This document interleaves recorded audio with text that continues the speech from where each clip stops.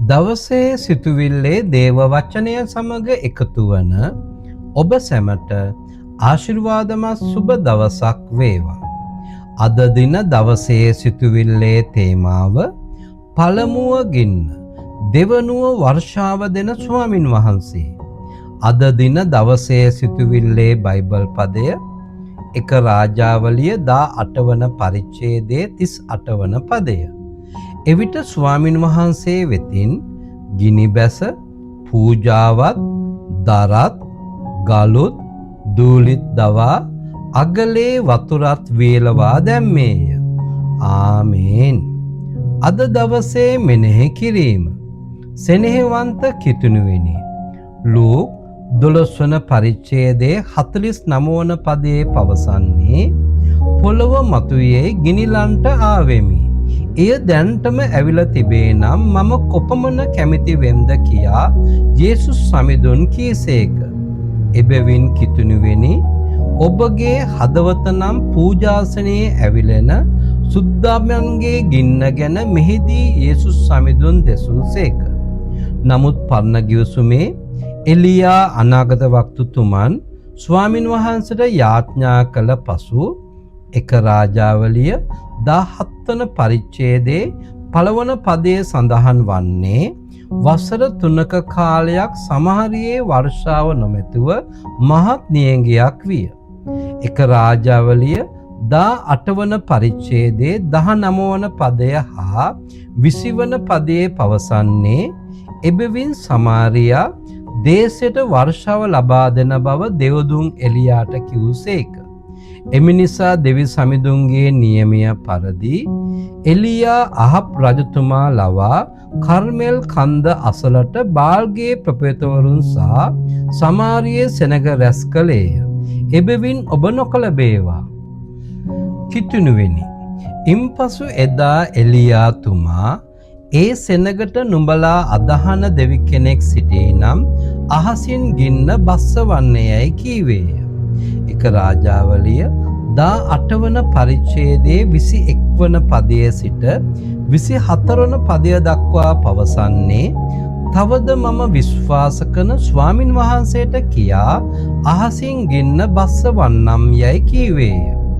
අහසින් ගිනි බස්සවන දෙවියන් වහන්සේ සැබෑ වූ දෙවියන් වහන්සේ බව අප පිළිගත යුතුයයි එලියා ඒ සැමට අභියෝග කළේය.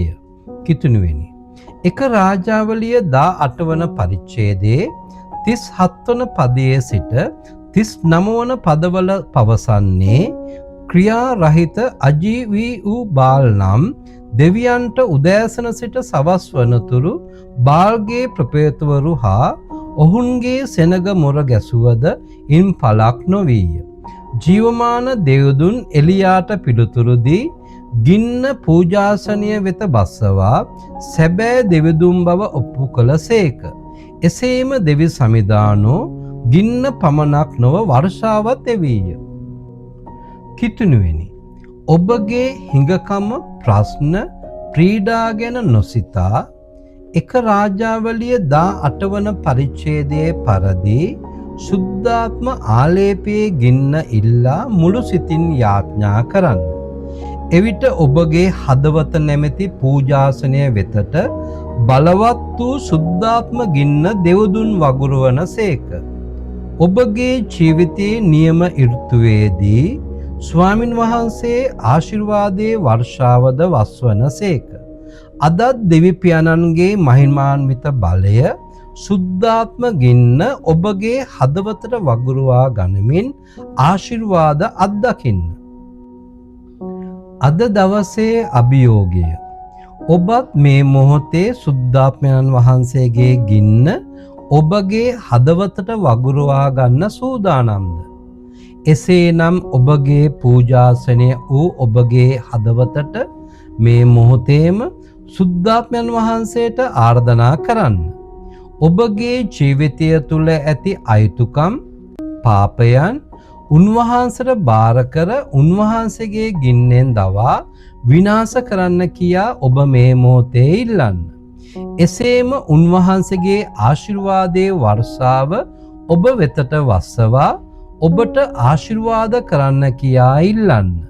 එවිට උන්වහන්සේ ඔබව සුද්ධාත්මයෙන් පුරවා ඔබට ආශිර්වාද කරනසේක. දැස් පියාගෙන මා සමග මෙම යාඥාව කරන්න.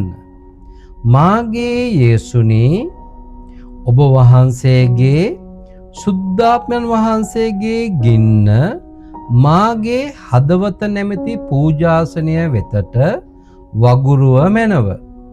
මාගේ පවිටු අදහස් දෙව්දුන්ගේ ගින්නෙන් විනාශ කළ මැනව.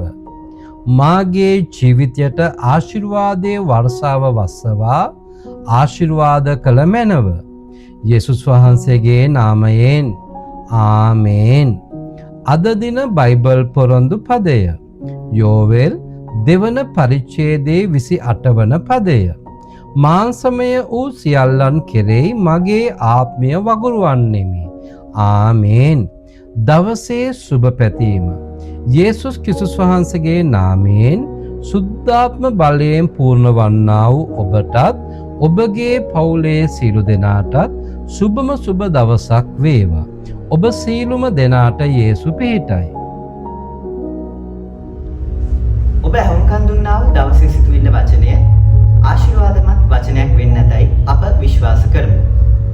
මෙම වචනය ඔබට දිනපතා ගෙන්වා ගැනීමට හෝ යාඥාවක් උපදෙසක් අවශ්‍ය නම් 07115 839 යන WhatsApp දුරකථන අංකයට කෙටි පණිවිඩයක් එවන්න. ඔබ සියලු දෙනාටම ජේසු පිහිටයි.